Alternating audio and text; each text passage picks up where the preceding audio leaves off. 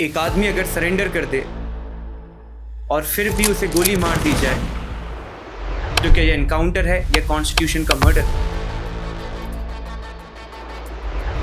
ये सिर्फ भरत तिवारी की कहानी नहीं है, ये rule of law versus rule of gun की लड़ाई है। भरत तिवारी बिहार का एक सोशल एक्टिविस्ट था जिसकी पुलिस एनकाउंटर में डेथ हो जाती है।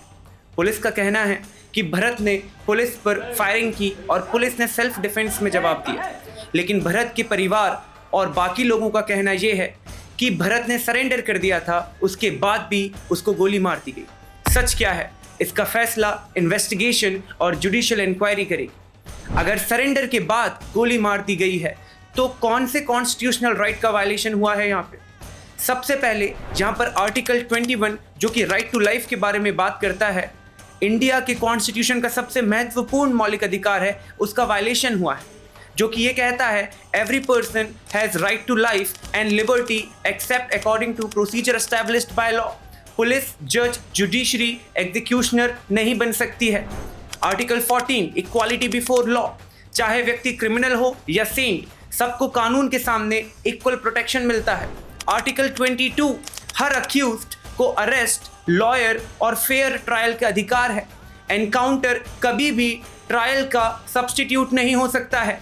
ना सिर्फ मौलिक अधिकारों का बल्कि कुछ लैंडमार्क जजमेंट का भी यहाँ पे वायलेशन देखने को मिलता है।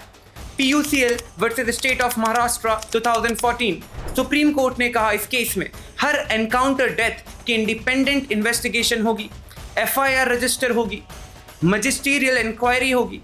इसके अलावा Om Prakash versus state of Jharkhand 2012, इसमें सुप्रीम कोर्ट का क्या कहना है? फेक एनकाउंटर एक कोल्ड ब्लडेड मर्डर के समान है। EEVFAM versus union of India 2016, इसमें कोर्ट ने क्या कहा? क्रिमिनल्स को भी कॉन्स्टिट्यूशनल प्रोटेक्शन मिलता है। सिर्फ किसी को क्रिमिनल बोल देने से उसके फंडामेंटल राइट्स खत्म नहीं हो जाते हैं। अगर फेक एनकाउंटर होता है तो पुलिस ऑफिसर पर मर्डर, कॉन्स्पिरेसी और एविडेंस को डिस्ट्रॉय, डिसअपीयर और टेम्पर करने जैसे सीरियस चार्जेस का अपराध करने का इल्जाम लग सकता है। पावरफुल एंडिंग, लोकतंत्र तब नहीं बचता जब सिर्फ अच्छे लोगों को न्याय मिले। लोकतंत्र तब बचता है जब सबसे बड़े अपराधी को भी फेयर ट्रायल मिले, जैसे कि कसाब को।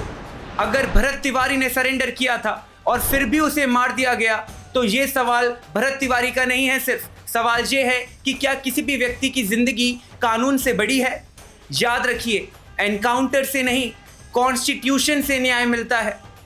यहाँ पर यह देखने वाली बात है कि भरत तिवारी सोशल वर्कर था, समाज के लिए काम करता था और अभी से नहीं, पिछले 9 साल से वो इसी सामाजिक कार्य में लगा हुआ था।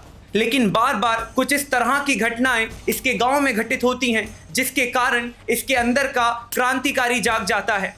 जैसे कि इसका गांव और इसके गांव के पास वाला गांव बिलोटी गांव, जो कि बाढ़ में आधे से ज़्यादा तबाह हो गया था, जिसको सही करने के लिए, सुधारने के लिए भरत तिवारी जो है बार बार नेताओं के ऑफिस के चक्कर काटता है, बड़े बड़े पब्लिक सर्वेंट के चक्कर काटता है, पुलिस स्टेशन में जाकर के अपनी कंप्लेंट दर्ज कराता है, लेकिन इससे कुछ भी हासिल नहीं हो पाता है। बिलोटी गांव के ना सिर्फ भरत तिवारी, बाकी और भी सारे जो विक्टिम्स थे इस पर्टिकुलर बाढ़ के, उनको कोई इंसाफ नहीं मिलता है। आखिरकार बहरों को सुनाने के लिए धमाके की ज़रूरत होती है, जैसा स्वयं भगत सिंह ने कहा है। उसी रास्ते पर चलने के कारण भरत तिवारी ने आखिरकार गन का सहारा लिया, आखिरकार शस्त्र उठाए, जिसके कारण पुलिस ऑफिसर्स ने उसको एक आतंकवादी की तरह देखते हुए उसका एनकाउंटर कर दिया। उसके सरेंडर कर देने के बाद भी यहाँ पर यह समझने की बात भी है कि अगर व्यक्ति पर कोई केस लगता है तो इन्वेस्टिगेशन होगा, ट्रायल होगा, उसके बाद कोर्ट उसको सजा सुनाएगी, पुलिस नहीं। और रही बात कट्टा लहराने की, बंदूक दिखाने की, हवा में फायरिंग करने की, तो ये पहला केस इंडिया में नहीं हुआ है। ऐसे बहुत से केस आम दिनों में देखने को मिलते हैं, लेकिन सिर्फ इसी केस में एनकाउंटर क्यों कर दिया गया? एक व्यक्ति जो कि सामाजिक कार्य में आगे बढ़ चढ़कर के हिस्सा लेता था, उसको जान से क्यों मार दिया गया? ये सवाल आज पूरा देश पूछता है भारत की सरकार से, और एक इंडिपेंडेंट इन्वेस्टिगेशन की भी मांग करता है, ताकि जो सच है वो सभी लोगों के सामने आए।